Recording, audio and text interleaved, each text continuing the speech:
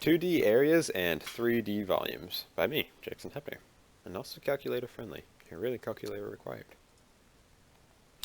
So, let's start first with the stem of the problem. So this is the information that I was given with this problem, and I'll just transcribed it a little bit here for clarity, right? So we are given these two functions, f and g, and we are given the following definitions, right? F of x is equal to the natural log of x plus 3, and g of x is equal to x squared minus 5x plus 3, right? And you can see I have graphed these on the right. So you have your red curve here, which is f of x, that's just a classic natural log shape, shifted up by 3, right? And then you have your classic parabola shape here with g of x, right, which is graphed in blue and is defined by the equation x squared minus 5x plus 3. Right? And then part A defines this region R, right? Find the area of the region R that is bounded by f and g.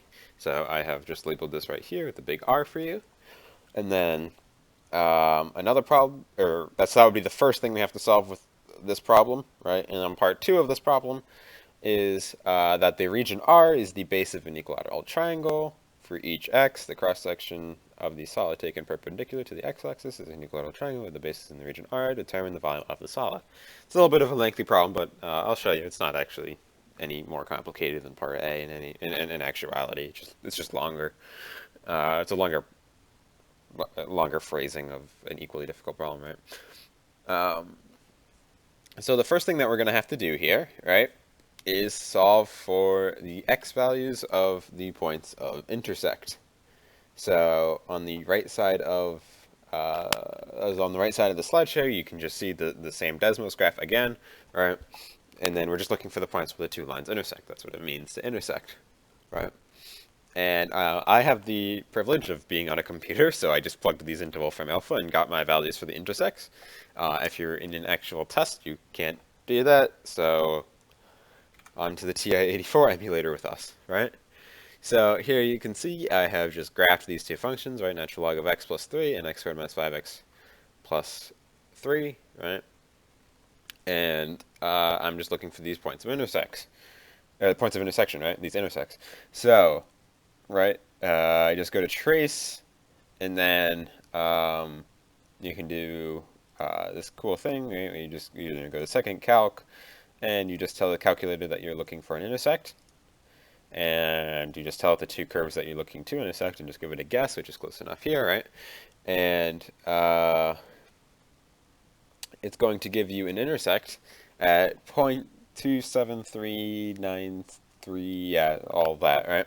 Only the first 5 or 6 digits are probably going to be needed, but you can see I have that labeled as A on the left. The way that I would store this is you can just exit out of here, just getting out of this graph, right? And then what I would do is you just take X and just store that as A, right? Because that's what I used on the left side. Obviously, the capitalization is kind of relevant. So we've got that there, and then we go back to the graph, go back to trace. We're going to bring the cursor all the way over to approximately the second intersect, and then it's just the same exact thing. Just tell it that you're looking for an intersect, not the derivative of the intersect, and just tell it the two curves, give it a guess, and it'll find it for you, 5.31 and change. So just get out of here again. I'll just turn this off. Let me get out of here. Okay, my emulator's not having a great time at all.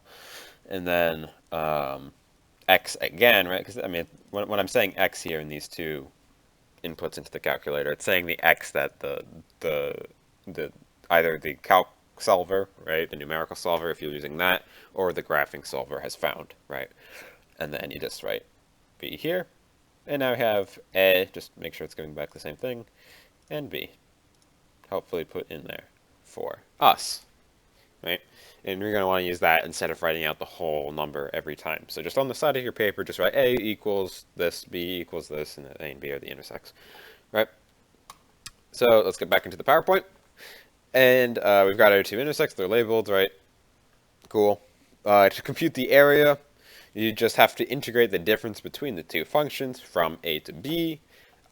Just as a general note, just try to keep it positive, because if you accidentally put them in the reverse order, then you just get a negative number, and you just have to write one more step where you just negate the answer that you got. So, I mean, just annoying to do. Try to keep it in the biggest minus smallest, essentially.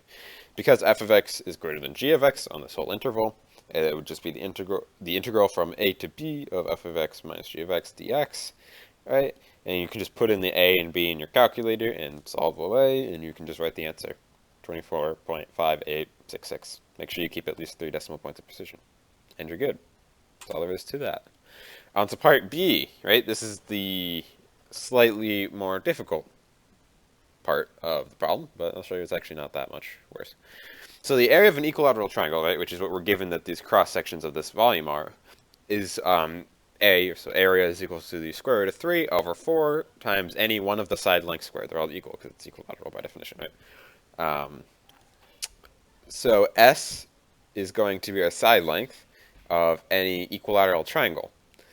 And here, in the context of this problem, S is interpreted as the difference between F and G. Because if you read the problem carefully, what it's essentially saying is that you have an infinite amount of equilateral triangles where the side length of any one of those equilateral triangles is just the difference between F and G, right? Because that's what the region R is defined as. So we have a function now. If we plug in f minus g is equal to s, we now have a function that finds the cross-section, right, the cross-sectional area of any point along the x-axis of this volume. Now, the whole point of an integral is that if you integrate something, you're going to increase its dimension by 1, and you're going to sum up along that whole length. So,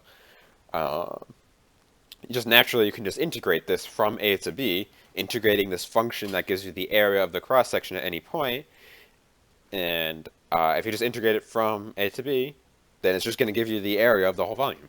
There's not really much more to that.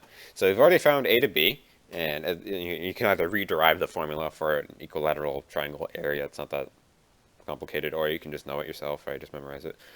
And then you just plug in f of x minus g of x for s, so you just end up with the integral from a to b of the square root of 3 over 4 times f of x minus g of x all squared dx. And then just a and b are already in your calculator, so no problem there. You're doing this all with your calculator solving, none of this by hand. And then you just get 10.643, right?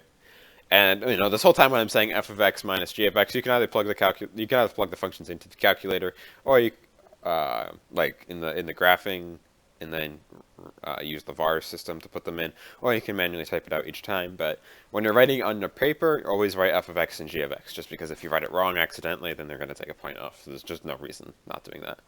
On the right side, you can see a graphic of, if it wasn't clear before, how the integration works. You can see you got your lower bound and your upper bound, and then just a little 3D visualization, right? These are your equilateral triangles.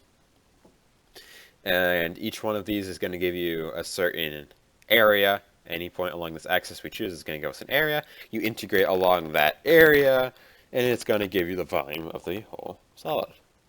And that's really all there is to it. Only 2 parts to this problem, and it really just relies on the intuition. The second part, at least, just relies on the 3D intuition of what an integral does and what a triangle is. So, thank you, that's all.